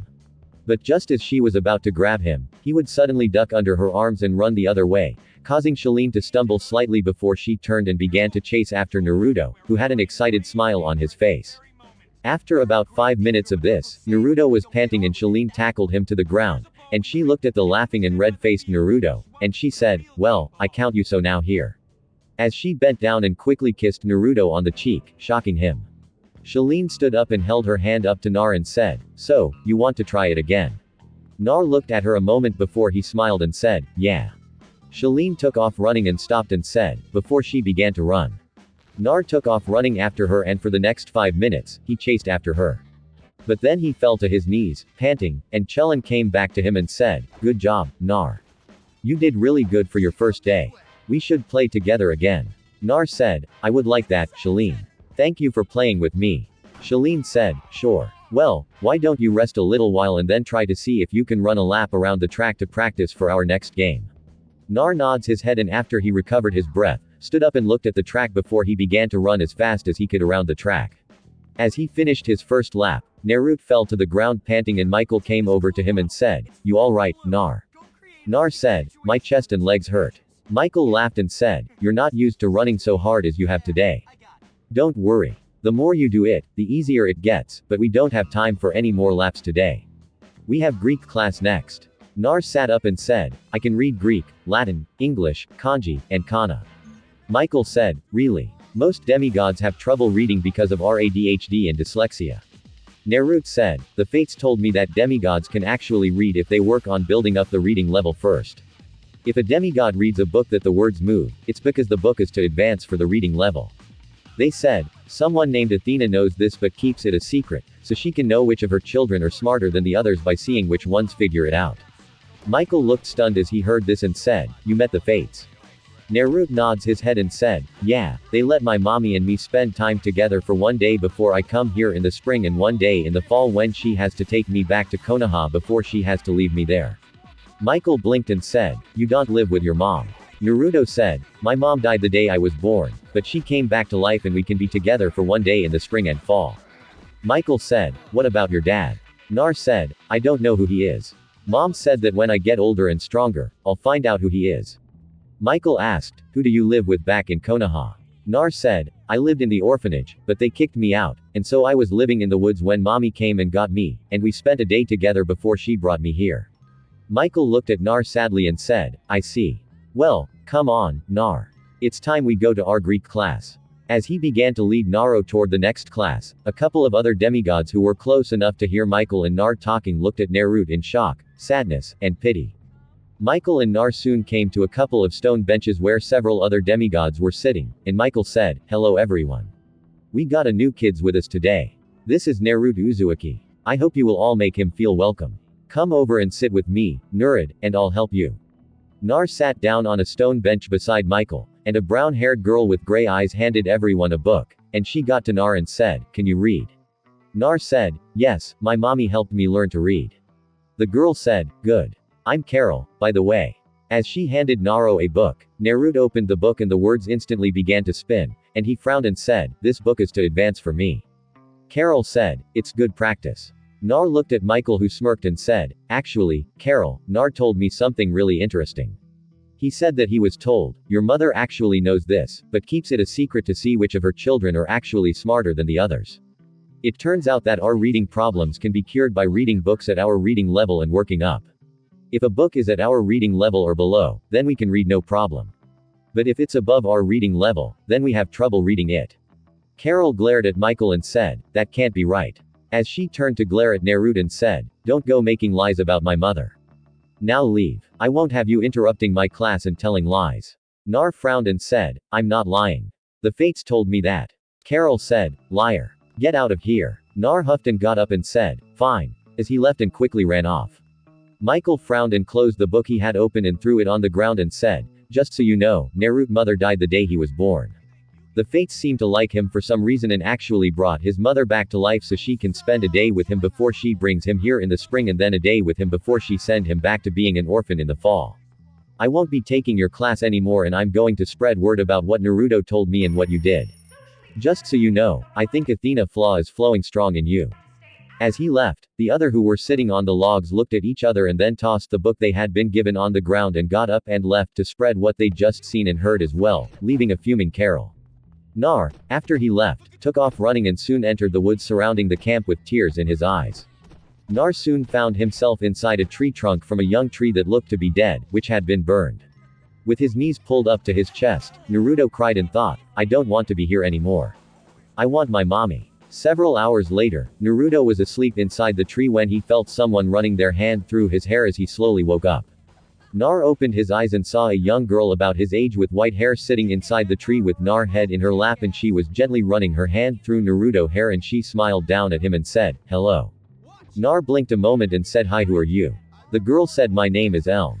"What's your name?" Nar said, Nar Uzuzuaki. Elm said, "It's nice to meet you Nar and thank you for helping me." Nar blinked and said, "Huh." Elm said, I'm a wood nymph and this is my tree. Many years ago I was injured by a fire trying to protect my tree. I thought I was going to die with my tree and I almost did. I probably wouldn't have lasted one more season, but then you came inside of my tree and somehow you healed my tree and healed me. For that, I thank you, as she gently bent down and kissed Naruto on the lips. Nar was shocked and confused and after the kiss said, but I didn't do anything. Elm smiled and said, you don't realize you did anything, but somehow you did. I can feel your power and it's the same power that healed me. Even as we sit here, I can feel you touching my tree and me and we are getting stronger and stronger. Nar looked confused and looked around and noticed that the tree actually did look better than it did before he fell asleep. He noticed the wood seemed to be healthier and alive than the dull dark look it had earlier. Nar asked in an unsure voice, did I do this? Elm giggled and said, yes, silly. That's what I've been telling you. Would you stay here with me until I finish healing? Nar looked at Elm, who had a pleading look on her face, and Naruto said, but how did I do this? Elm said, I don't know. I just know that from the moment you touched my tree, it started to get stronger and stronger. You somehow healed both my tree and me, and for that, I am eternally grateful. Nar looked out of the small hole in the tree and blinked as he saw it was dark out, and he said, what time is it? Elm said, it's night and the monsters of the forest are out. As long as we stay in my tree, I can protect us. Would you lay down with me? I'm still a little tired. Nar yawned and said, I'm tired also, even though I just got up. Maybe it's because I'm healing you like you said. Well, I guess it will be alright to go back to sleep, but is there enough room for us to both sleep? Elm giggled and said, it is if we snuggle together. Would you like to snuggle? Naruto shrugged and said, sure.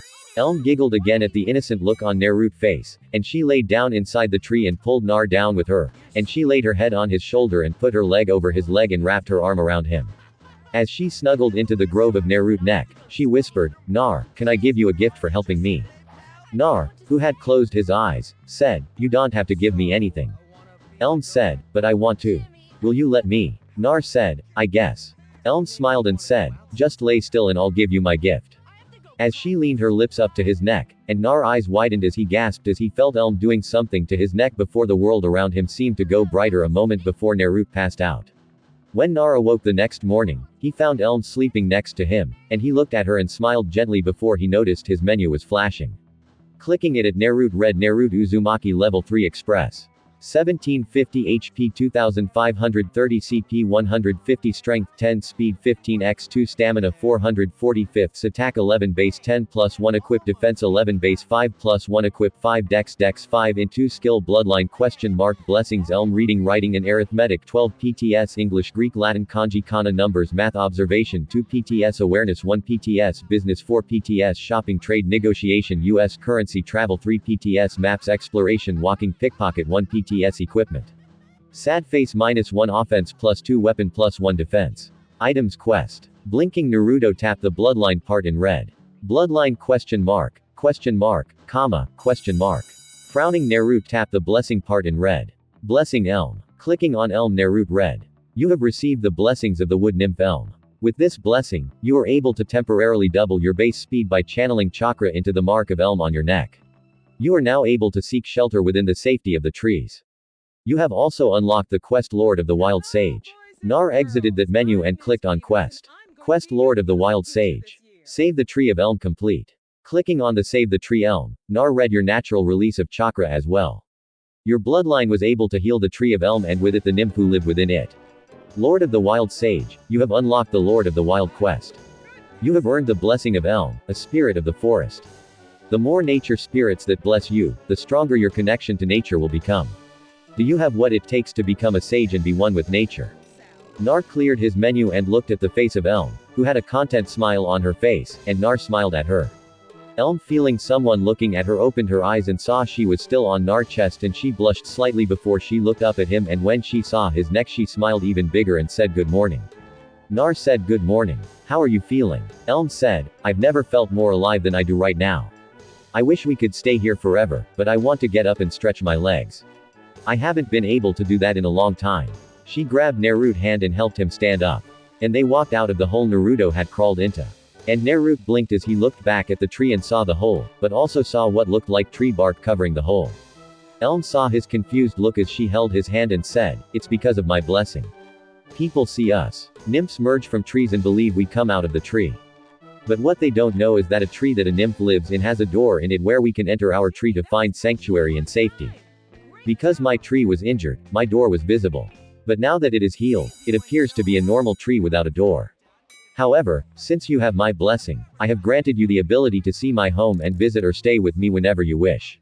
Naruto smiled at her and said, "Thank you for your blessing. You didn't have to, but I thank you." Elm said, "Come on, let's head to camp. I know you're probably hungry, and I want to meet up with my sisters again and let them know what you did for me." As she began to pull him with her back toward camp. As they came out of the woods, Naruto saw several nymphs looking at him and Elm in shock as they carried several trays with them before they quickly ran over to both of them.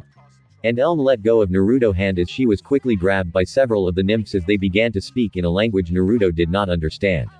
As Elm spoke, she pointed toward Naruto several times and moved her hands around as she talked, and Naruto saw several of the nymphs look at him in shock and in gratefulness, causing him to look down and begin to shuffle his feet as he felt uncomfortable. Shalene walked over and bent down in front of Nar with a gentle smile on her face and said, "Nar, last night we were all worried about you after you ran off after what Carol said to you. We searched until dark looking for you and you scared us thinking a monster might have found you. I'm glad that you are safe though and I want to thank you for healing our sister. You don't know how much this means to us, but I was wondering. Would you mind trying to heal a couple of our other sisters?" Nar bit his lip and said, "I don't exactly know how I was able to heal Elm. I fell asleep inside her tree after I went in there to cry."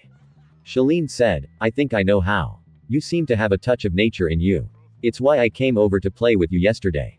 You have a presence of nature that feels like," as she trailed off in thought a moment before, she looked at Naruto and said, "It's like fire and ice and rage, like the night and the storm at the heart of the sun. It's ancient and forever. It burns in the center of time and can see the turn of the universe, its power and peace, and it's wonderful." Shalene smiled and said, "I don't know how or why, but you're different than any creature or being I have ever met before. I know my sisters can feel it also. Can't you?" Nar saw each of the nymphs there nod their head or whisper yes. Shalene gently reached out her hands and took Naruto and said, "No one, not even the gods, could have saved Elm like you did. You are special and I feel blessed just to have met you, let alone be in your presence like this. ... You are special, Nar, more special than you could ever imagine. You are a treasure that is so precious the world will weep if it lost you. I ask you, no, I beg of you, little one. Please be careful. Do not risk your life foolishly. I ask you to please don't run off like you did last night. I am the eldest nymph here at camp and I speak on behalf of all my sisters. If someone or something upsets you or hurts you, come to us. We will help and protect you. Will you promise me that? Will you come to us if you are upset or hurt?" Nar saw the hopeful look on Chelin's face as well as the other nymphs including Elm and he said, "I promise," and Uzumaki doesn't go back on the promise. The next moment, Nar found himself being hugged and kissed by every one of the nymphs. When the nymphs let go of Nar, he was covered in several different shades of lipstick kiss marks and was red-faced and looked sheepishly shy. Elm grabbed his hand and said, "Come on, Nar, you need to come with us so you can eat so you can get big and strong." Nar walked with Elm who held his hand into the dining pavilion and there were many demigods already there with more coming in and they saw Nar being led in by the nymphs who had picked up the air trays and followed Nar and Elm. Nar looked around and spotted Michael who had got up and walked quickly over toward Nar and said, "Nar, where have you been? Do you know how worried I was? I went to Chiron and he had several of us look for you since you hadn't returned by the time it got dark and the harpies came out." Shalene stepped forward and said, "Naro got lost in the woods after what happened yesterday and found shelter and protection in the care of our sister Elm here, who has finally recovered from her injuries she sustained when her tree was injured." Nar blinked and looked at Elm, who leaned over and whispered, "Just go with her story. We want to protect you, so we are hiding the fact you can heal nature like you did a secret for now." Nar tilted his head to the side and nods his head. Michael looked at Nar and Elman. He sighed and said, "Well, I am just glad you're all right, Naruto, and you don't have to worry about Carol." Gossip spreads pretty quickly here at camp and everyone heard about what happened yesterday and Carol got into trouble.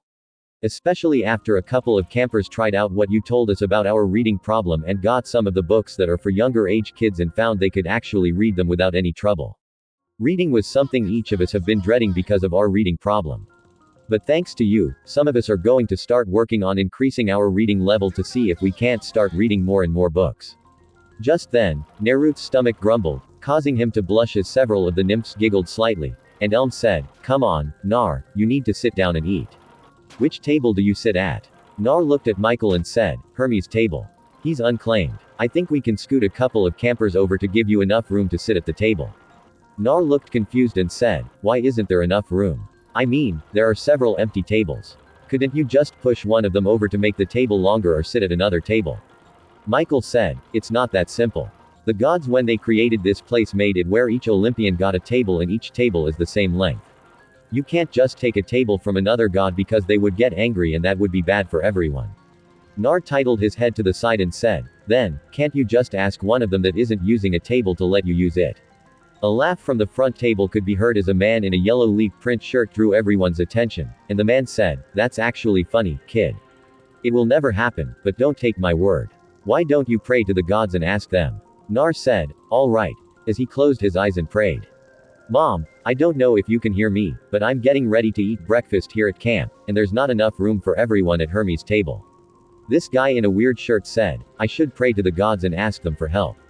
If you're not using your table, can you allow Hermes' table to use it for now? Nar heard several gasps and murmurs in the room, and Naruto opened his eyes and noticed there was a silver table sitting connected to the Hermes cabin. Nar blinked and looked where he had noticed the silver table was before and saw it was gone from that location. Just then, a silver arrow flew through the room and hit the table in front of Kern with a note stuck on the arrow. Kern was startled but took the note and read it before he blinked and blinked again and said, Dear campers, I have heard the prayer of one of you who asked if I would allow my table to be used when I am not using it so that the children of the Hermes and the unclaimed who sit at Hermes' table can have room to eat comfortably. I was deeply moved by the request and I Artemis hereby state that any unclaimed may sit at my table during meals when I and my hunters are not at camp. I also state that when we are at camp that any unclaimed females as well as the child who made the request may sit at my table with us. Signed Artemis. Everyone in the room looked stunned at what just happened and Naruto smiled and closed his eyes and thought, thank you, Mom. He felt a gentle warm presence in his mind and heard, you're welcome, son. When Nar opened his eyes, he began to move over toward the silver table and Michael grabbed his arm and said, what are you doing? Nar looked at him confused and said, I prayed to ask for more room at the table for everyone. And Artemis was kind enough to answer my prayer. It would be rude of me not to sit there after I asked. Michael looked between Naro and the table and back to Nar and took a deep breath and said, you're right. It's just I can't believe. Thank you, Nar. Naruto said, why thank me? Thank Artemis. She's the one who answered my prayer. My mom told me the gods do love their children, even if sometimes it seems like they don't. It's just that they do what they do because they are trying to protect us. Like how they can't be with us too much. We already have monsters after us just because of our parents. If our parents spend more time with us, then their scent gets stuck on our scent, making it stronger for more monsters to smell. My mom also told me that the gods can't play favorites. So that's why most prayers aren't answered. But when I prayed just now, it wasn't a prayer for me, but for everyone. Selfish prayers are usually ignored because of the ancient laws, but selfless prayers can bend the ancient laws because it's not favoritism. The needs of the many are heavier than the needs of the few or the one. Several people in the room looked stunned as they heard this and a teenage girl said, so, you're saying if we pray for something for everyone that our parents will answer it? Naruto said, I don't honestly know. I only found out I was a demigod a few days ago, and before that, I never even heard of the Greek or Roman gods. I actually only know the name of the Olympians because of my mom and Kern when he showed me around camp and when I met Apollo yesterday when I first arrived. Oh, and I know the names of the fates. Besides that, I really don't know anything about all this. I'm just going by what others have told me. A boy with gray eyes said, what do you mean Roman gods? The man in the leopard print shirt said, that's enough talking. Let's eat. Nar looked at the man and said, who are you? The man sputtered and Chiron said, this is Mr. D. I told you about him when I was introducing you to camp. Nar said, ah, it's nice to meet you, Mr. Whiny. Several snickers were heard from around the room and the man said, what did you say? Nar said, you're the god of wine. I was told we don't go just using names because names have power, so I was showing you respect by honoring your domain. If you don't like Mr. Whiny, I could think of another name to call you. You're also the god of madness, but calling you Mr. Crazy or Mr. Madness would be insulting. How about Mr. Temp? It's a reference to your domain, but also a reminder that you're only going to be here until your punishment is over. So, you're just a temp. So, what do you think? Is Mr. Temp okay to use? Mr. D narrowed his eyes and said, are you mocking me, boy? Nar titled his head to the side and said, I don't think I am. What does mocking mean? As he looked at Michael, who looked scared. Michael said, "It means making fun of." Naruto looked at Mr. D and said, "No, I'm not making fun of you. I was told that you don't like it here. I thought one of the reasons you're not happy here is because people don't know who you are and show you the proper respect because a name like Mr. D could mean pretty much anything. That's why I was trying to think of a new name for you so that people could show you respect for your domains since we can't call you your real name." Mr. D huffed a moment and said, "Whatever. Call me whatever." As he grabbed his Diet Coke and began to drink. Nar said, "Sure thing, Mr. Whatever." As he walked toward the silver table as Mr. D spit out his soda and glared at Nar as a few people snickered and Kyron said, "You did tell him to call you whatever, sir." Mr. D just shook his head and said, "I walked into that one. Cheeky brat." As a small smile appeared on his lips a moment before he let it slip. Nar sat down at the silver table and looked at the others who were sitting at the Hermes table and said, "Well, aren't some of you going to sit down now that we have more room? So guys, what do you think about this Naruto story? Tell me your opinion in the comments. And if you want more Naruto what if stories, make sure to subscribe to Universe of Naruto. Thanks for watching.